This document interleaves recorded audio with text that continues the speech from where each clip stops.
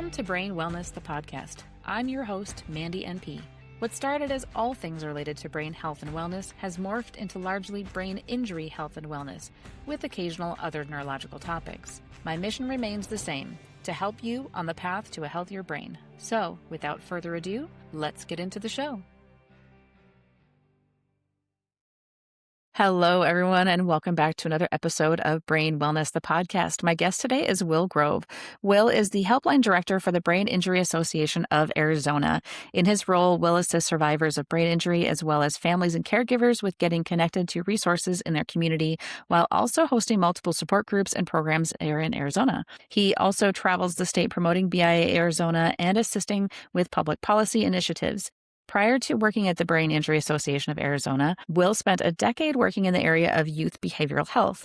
Originally from Pennsylvania, he's been living in downtown Phoenix, Arizona for the last 15 years, and I'm so grateful to have you here on the show with me today. Thank you, Will, for being here. Oh, Mandy, thank you so much for having me. Excited to be here. Yeah, of course. So as I mentioned before the show, I do a lot of work with our Minnesota Brain Injury Alliance, so we'll probably have some similarities, but it's always really interesting to hear kind of what's up in the other states. What are we doing for individuals with brain injury outside of my little community here. But for those listening to the show, my first question is always kind of what brought you to what you're doing now? What's a little backstory of what brought Will into that role that you have now? So my backstory is a little out of order, and you'll see what I mean when I say this. So as I mentioned, I was working for roughly a decade doing pretty heavy behavioral health stuff with youth and families. And to be honest, I was looking for something different. I created as one does, created a ZipRecruiter account. Had that open forever. Barely anything struck me. And at one point after months of having this thing open and I see this thing for the Brain Injury at that time Alliance of Arizona. Didn't know much about it. Really at the time didn't know that I didn't know that much about brain injury. I thought I did. I think we all have those moments.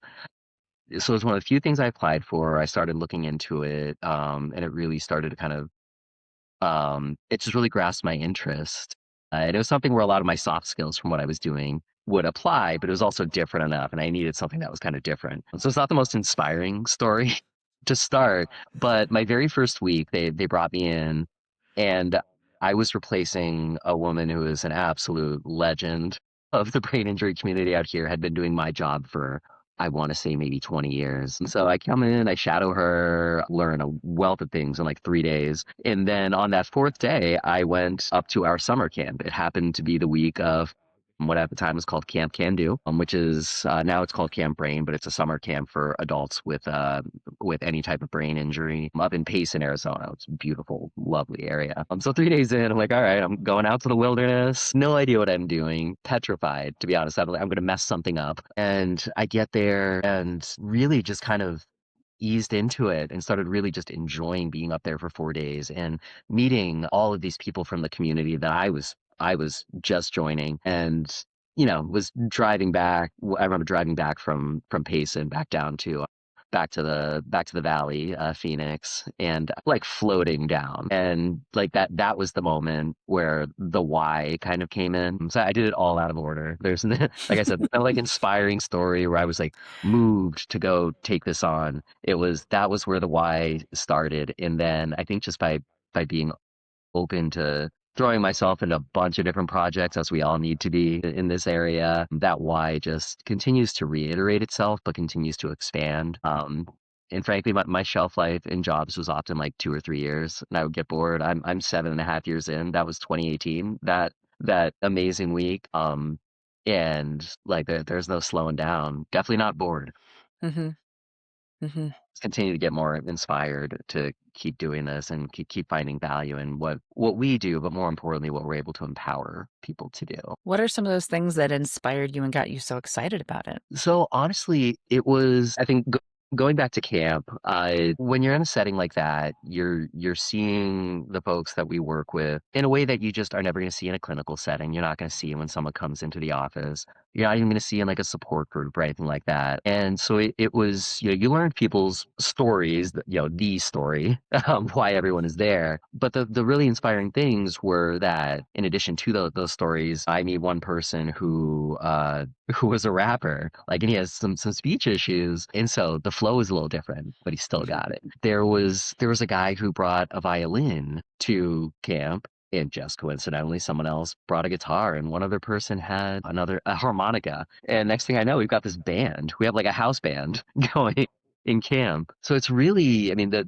easy thing to say is always the incredibly inspirational stories of the things that people overcome through, their big story. But a lot of times it's really just that. It's the unique things that everyone brings to the table that keep everything exciting and keep you motivated and excited to come back every day and to do some of these projects. And then every state again has lots of different programs, different resources. What are some of the best that you've seen that you guys offer there in Arizona? I think I'd be remiss if I didn't first say, I mean, our biggest strength in Arizona is the service providers, whether that's the different neurology departments and brain injury clinics, whether it's the amazing rehabilitation facilities we have here. All of the therapists, your OTs, your PTs, your speech therapists, the often unsung heroes. Arizona is uh, fortunate to have a wealth of those, especially within the Phoenix area and Tucson area. Outside of that, yeah, I would say we have a vocational rehabilitation program that has a brain injury department. So you get a vocational counselor who just does brain injury. That's it. That's been a wonderful resource for a lot of our folks. And kind of a little something that you can't really create. Arizona has such a varied landscape. And I mean that literally, that people need different settings. Everyone does, but especially after injury. Some people need to be right there in a city center where they can get to everything. You've got Phoenix for that. Some people need to get as far away from everyone as possible. You just need that peace and quiet. You can go live in a mountain town in Arizona, or you can live here in the desert, or essentially any climate, any setting, any type of place to live other than ocean. It's the one thing we cannot. But if you want to be a desert rat, we got like I am, we got you. If you want to go be a ski instructor, we've got you 2 hours up north. So that's kind of an out of the box answer. Arizona offers such variety in a way that I've never been at a place that does that. But I mean, the easy answer that just is the truth is the providers in Arizona are spectacular. I should mention the counselors that devote their practice to brain injury. The neuropsychologists, again, are just as a resource, as a helpline director, I'm kind of like a meta resource. I'm rarely the resource. Shouldn't be. I am not qualified for that. I have to draw from the resources that are out there. So if not for all these incredible people out there doing this great work, I would be drawing from an empty bucket when people call in to me. I myself am eternally grateful for the amazing people we have here in Arizona. So as the helpline director, is that your role then to connect people with the resources that are out there? That is the primary role.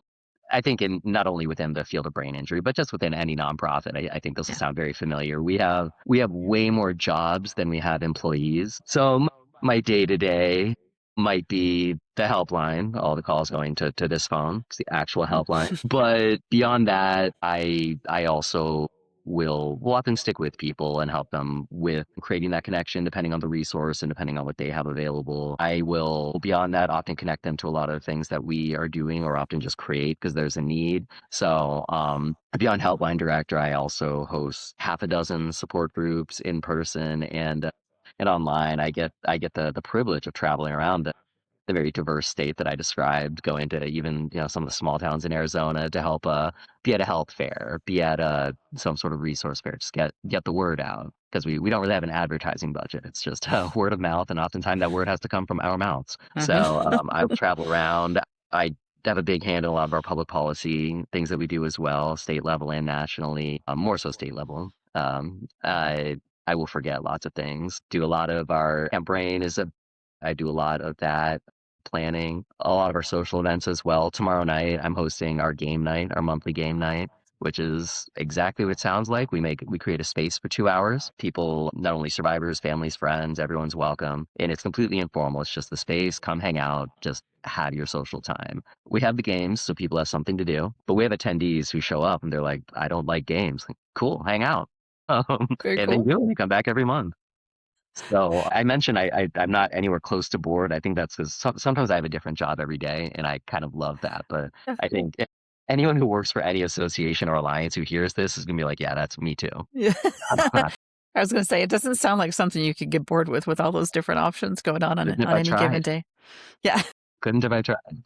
No 2 days are the same for sure. Yeah, which Yeah. I love.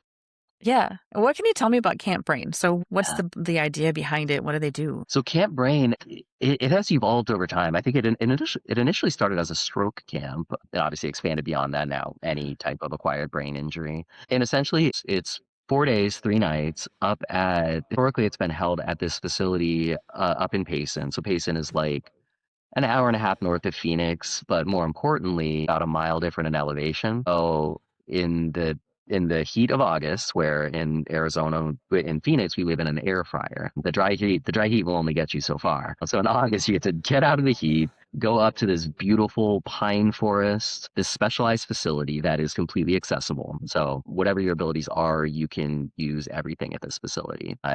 And it's a combination of some just kind of free form downtime, like just hang out and do what you want to do in this setting, meet other people who understand what you're going through. Combination of that, and then some organized activities as well. So this past year we had adaptive kayaking at a lake that Mhm. was up there, which was incredible. I was Mhm. lucky enough to get to help do that. Adaptive horseback riding, they have a whole facility up there to do that. Nice. Which, for a lot of folks who came up, it's the first time they've ever been on a horse or first time kayaking, frankly. Yeah. And then, we had different theme nights. We had some amazing local performers come up and just provide entertainment. We did dinner and a movie, literally, and then we had dinner and a show. We had it was actually an Amy Winehouse Oh, tribute act come up. oh, wow. Phenomenal, really cool. Yeah. Yeah, I'm leaving out so many different things, but everything is provided, food is provided. But really, it's a time to kind of get out, get away from everything, get out of the heat again if you live where I live, and just hang out in a safe setting. For some people who came up, it was their first time being able to go out to any Mm. external setting without like their caregiver. Mhm. So there's a little combo of respite there as well. Yeah. And for some folks, it was, them and their caregiver just getting to go do something that was less stressful. And um, then yeah, just get out and kind of explore kind of who they are even in this setting. It's such a cool opportunity where we're Mhm. so lucky to have this facility where we can host it. And yeah, I look forward to it every year. Yeah, yeah. Do you do any kind of, like, lectures or anything during that time frame, or is it all just kind of laid back, more activity type of things? We've primarily strived to have it be more of an unstructured, laid back, nothing that was ostensibly therapy, so to Yeah. speak. One exception to that is we host a program online called Think Tall, Don't Fall. It's a movement course, incorporates a lot of brain gym, but a lot of other things as well. We have a licensed kinesiologist who's based in Flagstaff who instructs it. And this is usually an online course people attend from all over the place, but she comes over and does an in-person session of Mm. that. So that one does have a therapeutic element to it. That's probably the Mhm. closest to any kind of closest to that we offer there. And of course, just about the whole camp attends and participates. And some people then are like, "How do I sign up? How do I get to do this every week online?" Yeah. But that's been a highlight every time that she's been able to come do that. Yeah. Very cool, very cool. What kind of other resources or I guess, programs does the association itself offer? So, Think Tall is actually one of our new ones. So, Think Tall Yeah. Don't Fall. I sort of touched on that. Is that free movement class? It's every week, along with the support groups, the social programs. That's been something that we've added in the last few years that we've been really lucky to be able to expand upon. Mhm. So we have our game night. Game night is every month, kind of like as I described. It's 2 hour free social. We also do a movie outing every month in Gilbert, which is a suburb of Phoenix, in the East Valley, as we call it, where we have free tickets to go see a movie at the Regal Cinema over there. And then in between that, we've been able to incorporate some bowling activities. We did some candle making workshops. We've been able to find these different community partners in sort of an out of the box way and just be able to create just these laid back, informal social opportunities for folks. That's something for which we had to raise all of our own funds for as well. So our Run Walk and Roll that comes up in March is all of the funding for that. With that, we've also been able to incorporate a lot of different educational opportunities. So we have a half day workshop on neuroplasticity coming up. For example, in April, we are in the middle of doing a course about returning to work, be free online that people can attend. And we've been able to kind of continue having this ongoing series of different workshops, different classes, not only for survivors, but also some caregiver driven ones. We also have some specialized supports. I think of our veterans support that we do. We actually have a specific veterans navigator.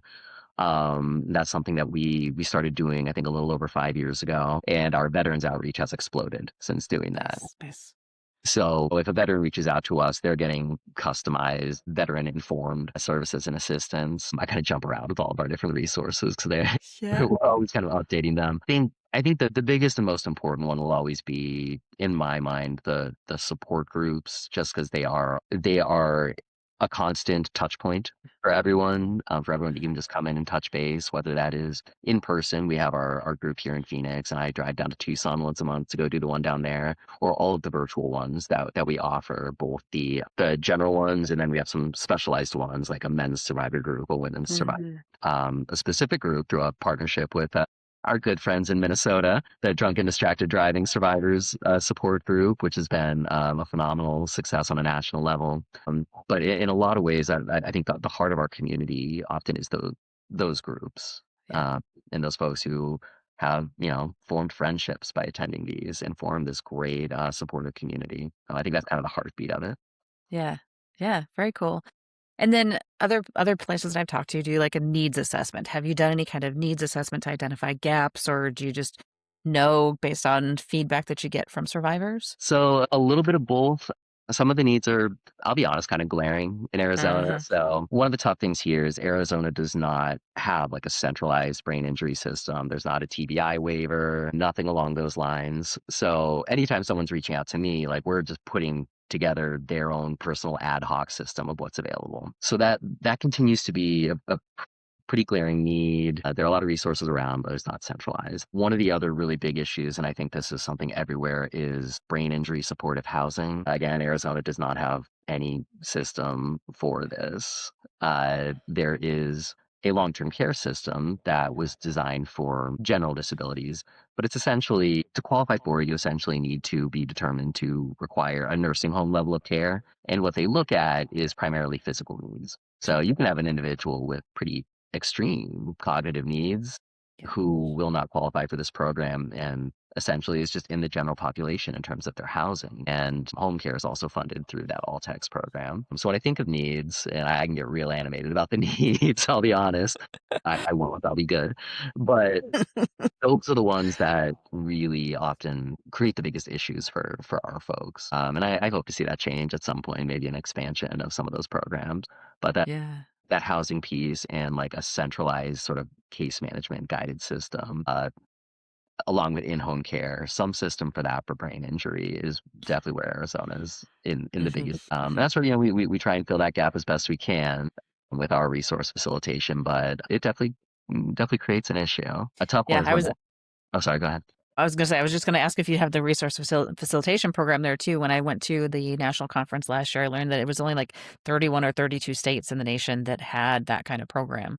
And we basically do that. So that one is us, and so Yep. we do that. We basically are doing that for the entire state, and that's one of the most important things we do, frankly, because of that, because Yeah. of the lack of any other system for it. Yep.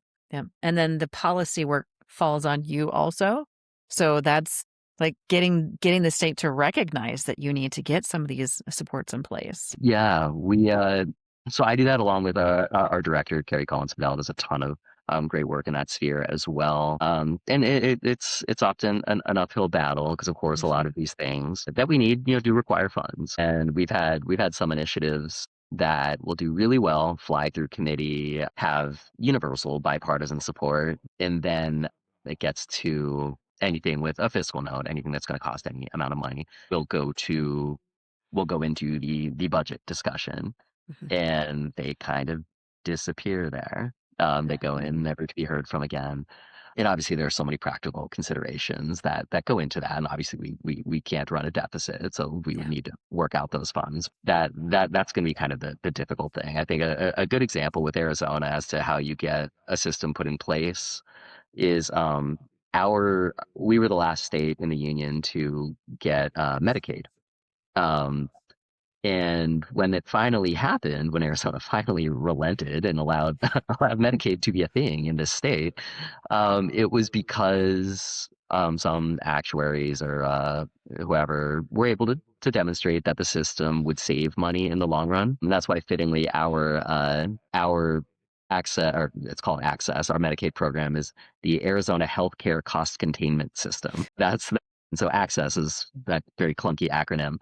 Yeah. So it's not the Arizona people need help, so we should help them system. It's the Arizona Right. we're saving money system. So there's always going to be that calculation. Like you need you need to kind of show that often that you can save money in the long run. Yeah. And so that's been kind of the tricky thing, getting some of these things in place. I'm optimistic despite what I Yeah. just said. I Yeah. am optimistic. I do see the landscape changing, and I think there is a I mean, generally in society, there's a greater understanding of brain injury that we didn't Mhm. have 5, 10 years ago. And so now, like, if I go into a room to talk about TBI, no one is asking me what's a TBI at this point. People recognize the issue, and it's a bipartisan thing. Mhm. People know this is an issue. People know that people need help. I Mhm. think it's just hammering out what that solution is going to be. And I just think as that awareness continues, that awareness isn't going anywhere. Genie's not going back in the bottle. I'm optimistic at some point in the future, I will get to talk about some other gap that is that can fill instead of the housing and in-home care and case management stuff. Yeah, yeah. I know, as I was studying to become a certified brain injury specialist, which I got recently, one of the things that we talked about was that waiver program. So it's really unfortunate that you guys don't have that because Yeah. you talk about cost containment. It does save the system so much money when you allow somebody to stay in their home and get the services they need versus needing that long-term care. Mhm. And when somebody has all the cognitive issues from brain injury, which is most of what happens after a brain injury, that's where they qualify for that. That's where they get that assistance. Yeah. So, yeah, I wish I could help you on that part. I will take any help from anywhere on that Yeah, one. But again, I think that no one can plead ignorance at this point. I think that yeah, there's that general recognition that there is this need. We'll see how that comes together practically, but it will. yeah, It has to. I don't think I'm being Pollyanna-ish when yeah. I say that at some point it's going to happen. But I At do have some point, conversations. yeah. Yeah, I do have conversations because people will very wisely call here if they're going to move here, Mhm. and a lot of times that call will be, "Hey, I'm on the waiver program here in Colorado, let's say," and they'll be like, will will you guys help me get on the waiver program in Arizona? And that can end up being a tough conversation. Now, a Yeah. lot of times we are able to piece together something that's going to work for them. I had a great conversation a week ago with someone who's moving here, and they're kind of set up and ready to go. The things that they need, we've got. But Nice. I've had people change their minds about moving here. Yeah. Um, which just it breaks my heart. Like, this is such a wonderful place to live, and I want if you want to be here, like, man, everyone should be able to be here if they want to be. Yeah. So that breaks my heart when someone has to kind of rethink their plans because of Mhm. the lack of a waiver. Yeah, but even that said, the waivers aren't the same from state to state either. A couple months ago when I had my guest on from Connecticut, he was saying they have like a 7, 8 year wait list to get on the waiver, whereas across the border in Pennsylvania, I think it was like 6 months or no wait. So it's so different from one state to another, and I wish this is something that we could fix kind of on a national level because Oh man, it'd be really nice to have the same supports in all states so people could travel and move about the country and visit the beautiful places. I've oh, been to Scottsdale and Phoenix for conferences, and I went to Sedona just for fun. So I like awesome. Arizona. It's beautiful. Oh yeah, But yeah, it's a bummer when you're limited by those resources on what you can and can't get in the area that you want to live. yeah. And I should highlight there's also that need for the rural health. So we talk about Sedona, made me think about it. We have all these wonderful resources clustered in Phoenix, clustered Mhm. in Tucson. But it's also tough, if someone does decide they want to live in Lake Havasu up in northwest Arizona, if they want to live up in Sedona, up in Flagstaff, there is less funding for for Mhm. things up there. And actually, even Flagstaff's fairly urban compared to some of the very rural Yeah. centers where we do have folks who live.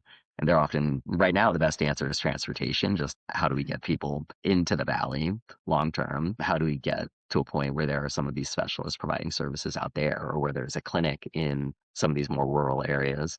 So that's another thing when I get up on my soapbox. I want to see more funding for, and I worry right now that that isn't what's kind of happening in the broad scheme. Yeah. Yeah, yeah. So you mentioned funding. You got this walk coming up. What can you tell us about the walk? Oh man, run, walk, and roll. Run, walk, and roll is one. It's just a really, really fun day. It's a fun run. You can walk a mile, run or walk our 5K or roll, or the 10K for our very ambitious folks, of whom there are many. I'm very, very impressed. Most I've ever done is the 5K. Yeah. So it is the fundraiser that funds any social event that we do only exists because of this fundraiser. We don't get any contract funding for that. A lot of our educational things also come through that. And so basically what it is you can sign up to be a runner, a walker, or a roller, or if you can think of something else outside of that and be really creative, we're open. I think Run Walk Roll covers most of it. Yep. But we also have Kiwanis Park in Tempe, is beautiful park with a lake that you kind of run around. And it's outside of the run. We also have there's a lot of entertainment. We always have I think we have a band coming to play or a DJ. Some mascots from the local sports teams, donate their time to come and be there. So it's just a really fun event, and it's March in the Phoenix area, so it's beautiful. The weather is great. So it's a great time. It's a great way to spend a day. The funds are really important. And we do offer, so a lot of people obviously come here in person. We do offer a virtual runner option as well. So like my parents have been virtual runners from back in PA. And as a virtual runner, you still get your run, walk, and roll shirt. You get the medal that we give to everyone. And some people do that and actually will go do a run wherever they live, but you do Nice. not have to. We will send you a participation medal even if you do not participate. We are very magnanimous in that way. Nice. So people can support that from anywhere, and it really, I mean, some of the coolest things that we do. In fact, actually, Think Tall, Don't Fall is also funded through that the movement class. A lot of the coolest things we do only exist because people have been willing to donate and participate in Run, Walk, and Roll. That's awesome. It sounds like a really fun day. Looking We have a forward walk for thought here in Minnesota, to and it's in the fall, so it's kind of covers all of our neurological diagnoses. So I guess speaking of that, what population do you guys serve? Is it any acquired brain injury or 100% any yeah. acquired brain injury, and we use a pretty expansive definition Yeah. with that.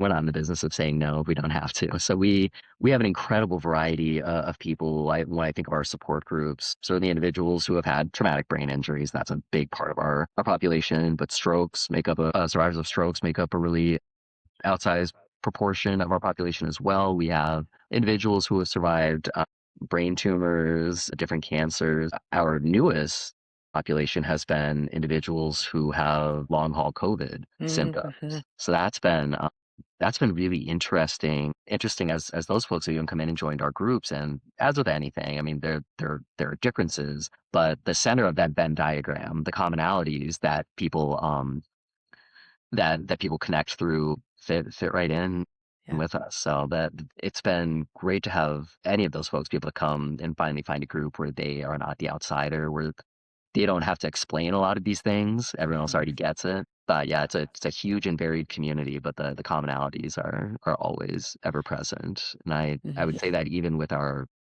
families and caregivers, actually, I should expand beyond that. We even have, a support group that's specifically just families and caregivers. Though a lot of times they will come to the other groups as well. And when I talk about the commonalities, I thought when I was going to start hosting a families support group, I was going to have to get ready to talk about all these different topics. And to some extent that was true, but what's been more amazing, a lot of topics are just the same. When either in a survivors group or a families group, we're talking about depression, often Yeah. isolation. We're talking about grieving.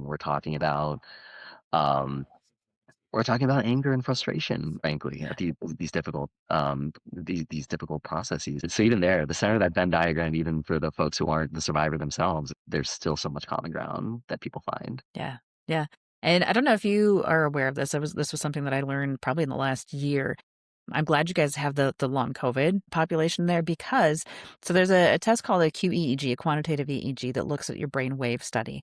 And it was fascinating when I learned this. 6 months after COVID versus 6 months after TBI, the results look the same or similar. So it definitely does affect the brain in ways that we didn't realize coming out of the first wave of COVID.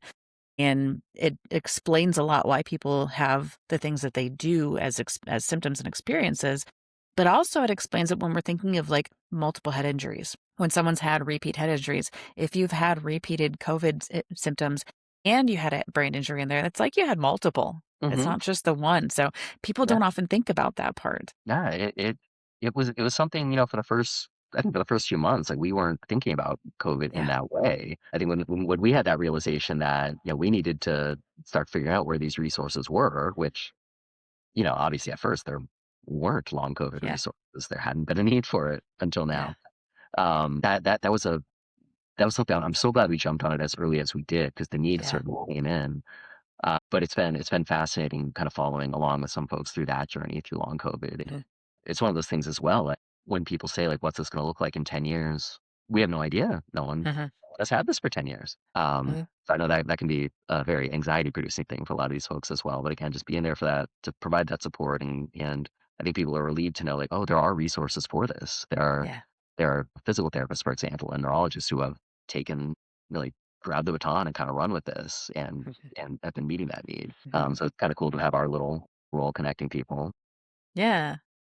Very cool. What has been the biggest thing that you've learned in this process that you didn't know about brain injury previously? Oh, man, I think I would say, I mean, this seems like a very lame answer, but honestly, it has been the prevalence, and not just the number of people who have brain injuries, not just the raw numbers, but more so on all of the different acquired brain injuries that people have and just the impact that it has on people's lives. I think I can say I was clueless before I started doing this really as Mhm. to like how important of an issue this is. Not only the ways that it impacts people, but also the incredible ways that people overcome a lot of these obstacles. There's the cliche, you met one person with a brain injury, you've met Yeah. one person with a brain injury. And that also means that people's journeys afterwards can look so different and Mhm. people's success stories, even the definition of success can Mhm. be so different and so varied. It really the scope, I think, is maybe the better way of putting it. I think that the scope of brain injury in our community, in our world, just I had no idea until I started doing this. Yeah. And I Yeah. I like to think I'm better for it. Um, sure, I hope I am. I would bet it, yes. Yeah, you mentioned earlier you didn't know what you didn't know, and as a provider myself in neurology, I thought I knew a lot about brain injury until I had my own. So it's kinda Mhm. getting into the community, I guess, when you realize that whether you've had the personal experience or you have that really close connection, then that when you learn more, it's you can't unlearn that information. Yeah. And So I think yeah. I think one of the most important things is also just recognizing the gaps that I'm aware of.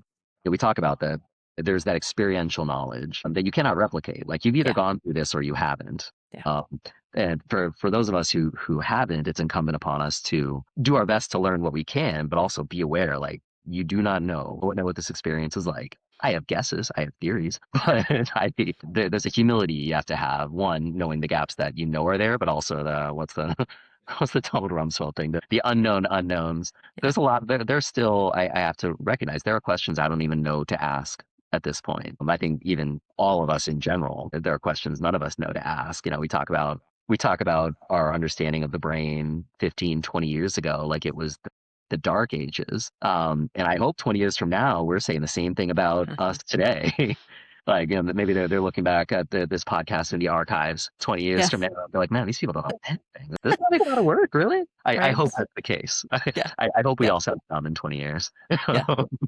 comparatively. Yeah, yeah. So thinking future speaking, one last question for you on this one. Where would you like to see the future of things with brain injury? I would like to see, I would like to see this might be pie in the sky, but a very holistic system put in place where and we try to approximate it as best we can, Mhm. but where an individual with brain injury, as well as their support system and their family, one has access to all the care they need, not just in the immediate and acute sense, but the ongoing care.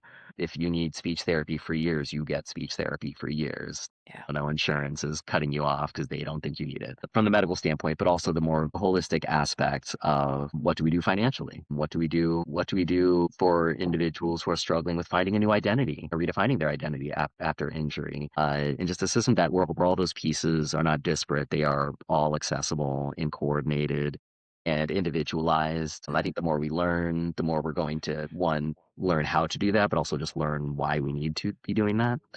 I think that would be it. That holistic, whole person approach to, or not even whole person, whole family, whole system support. I mean, the closer we get to that, the better we are, the better we're doing. And I know I talk about the gaps, but I do end up being a little Pollyanna-ish in the sense that, I hope not Pollyanna-ish, that I do think that will happen. I think we should move inexorably toward that. Again, the knowledge we have is not going away. We're just going to build upon it, and that knowledge begets more knowledge. And I think from that we will continue to do better. We have to. I'm excited to see what 20 years from now looks like. I think it'll be cool. Yeah. Agree. Agreed. Where can people find you at the Brain Injury Association of Arizona if they want to learn more about the services you provide? Yeah. So we do have our website. Our website is BIAAZ.org. It's not the best acronym. Brain Injury Association, Arizona.org. That has all of our events. We have our calendar, our support groups. Anyone anywhere in the country who wants to access our stuff can access us through that. We do not recognize the borders of our state in that regard. You can live anywhere and you can join. We also have our helpline, which is 0. That helpline is 9 to 5 Arizona time, which does shift for anyone outside of the state because we don't do daylight savings time, so be mindful of that. But anyone can call us for information on that line, and we can get you plugged into whether it's our programs or it's a different program or resource that can help you. You're always welcome to call that line. It's completely free. Survivors, families, friends, anyone can call. And then we're on the social medias. We're on Facebook. You can find us. You can find us on Instagram. We're not on TikTok. We're not that cool yet. But on the more legacy social media, you can find us. I believe LinkedIn as well. And we're just listed as Brain Injury Association of Arizona. So lots of ways to reach us, and good chance if you call that line, it is going to be this phone, and I will be answering your questions. Look forward to doing that. Very cool. Very cool. I will include those links in the show notes so people can find you easier that way. As we wrap up today, Will, any last words of wisdom that you'd like to share with our listeners? I don't know if I have a lot of that. People laugh at me when I ask it that way. Any last little piece of advice or anything, I guess? Man, this is a more general thing. I'm going to rip off Ted Lasso with this, but talking about how little any of us actually know regarding brain injury is just for any of us, professionals, caregivers, families, always stay curious about the folks you're working with, about the options that are available. Keep asking questions, keep looking for things. The landscape is always changing, and you will always have more to learn. And I apply the same thing for our survivors. I think a lot of times for our survivors, it's easy to feel stuck and feel like there's nothing out there, nothing available. Same thing. Please try and stay curious, ask the questions. Even if the question sounds silly in your head, please ask it. You can call our number and ask it if you would like. But and maybe that's for a general life thing as well. But the more we can engage our curiosity with everything, I think we do a lot better. Good words to end on. Curiosity is always something that's necessary, I think, in this area, because there is something always changing. So great words. Thank you so much for being here today, Will. Thank you so much. This was fun. I'm glad you invited me on, and thanks for highlighting our lovely state of Arizona. Of course. Thank you. Thank you. Thanks for tuning in to this episode of Brain Wellness, the podcast. If you enjoyed this episode, I encourage you to subscribe, leave a comment, and share it so that others can benefit. Please also consider supporting the show by buying me a coffee. The link is in the show notes. You can also go to www.brainwellnesssolutions.com to catch the latest info and get links on all of the social medias there. See you next time.